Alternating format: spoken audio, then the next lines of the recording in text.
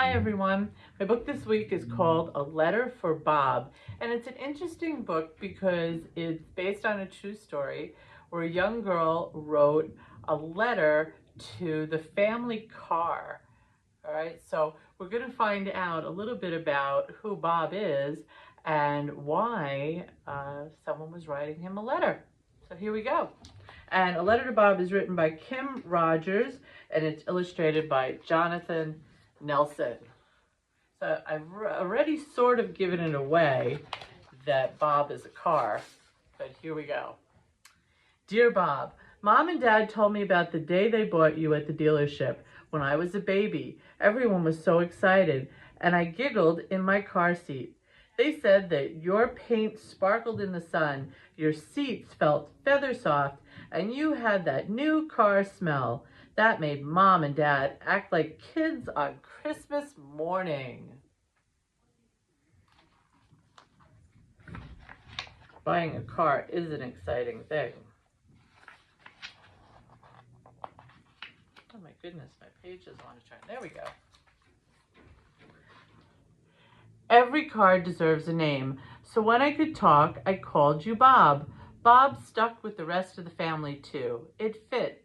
Strong, fun, trustworthy Bob.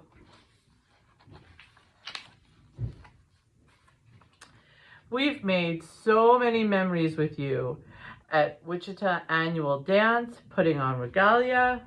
You were near when I danced my very first Tiny Tots.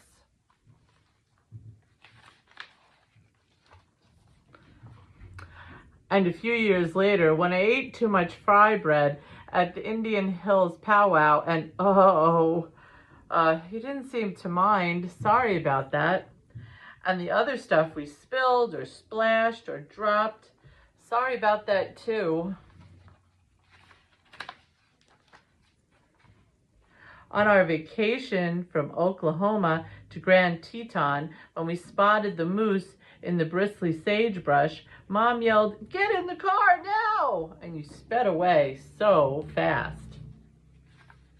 Moose are very big and very fast.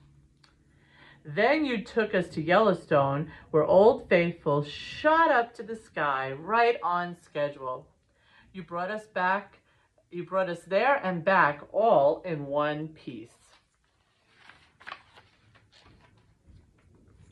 You drove us to visit Aha in the Smoky Mountains, which the Cherokee call Chiconie, before she got sick.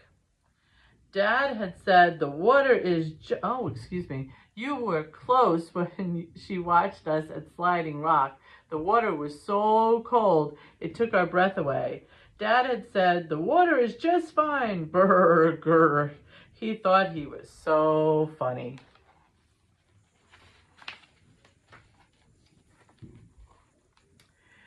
You were there when we walked down to Looking Glass Falls. That was the day Grandma last remembered things about Grandpa. We stood in the spot where they had their very first date.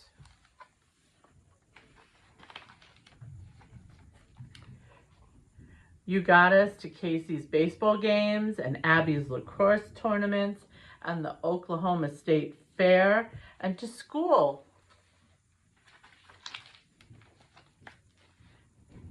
To the library, to friends' houses, and to the dog park with Max.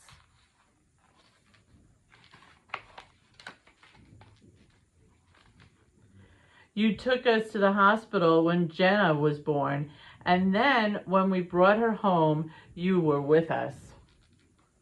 You drove us to show Jenna off at Auntie Deidre's house, where all the cousins gathered round to celebrate her birth with Indian tacos and strawberry cake.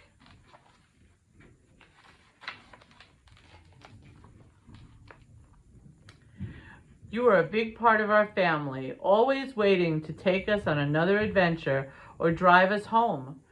When your paint got dull or dirty, we washed and shined you up real nice. When you needed a tune-up or repair, Mom and Dad were there. When we got into a fender bender, you kept us safe, and we took care of you then too.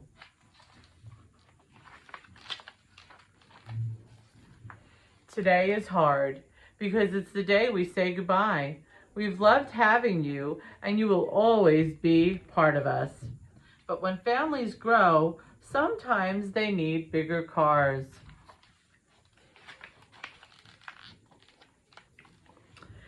We will never forget you, Bob. Sochicha for the memories. Love always, Katie. So you can see Katie's and her family is driving away in their new, bigger car. But it looks like a new family already sees what a great car Bob could be.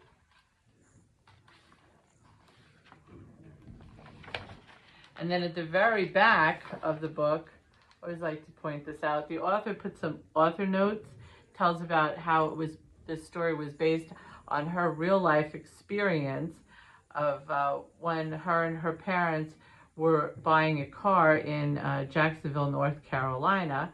And she was sad because the car that they were trading in was such a big part of her life. And then there's also a glossary with some words. I'm sure you noticed that they're a Native American family. So there's some words here in different, actually part of the Cherokee language, which is one of the Native American languages.